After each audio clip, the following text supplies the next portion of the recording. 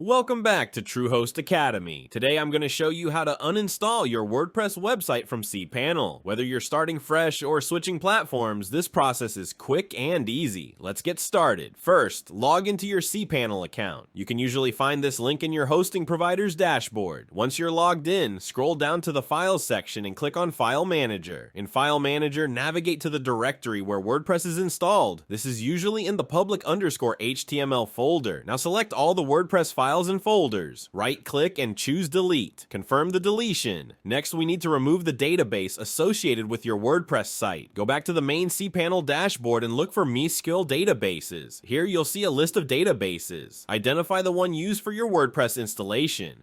Once you've found it, scroll down to the Current Databases section.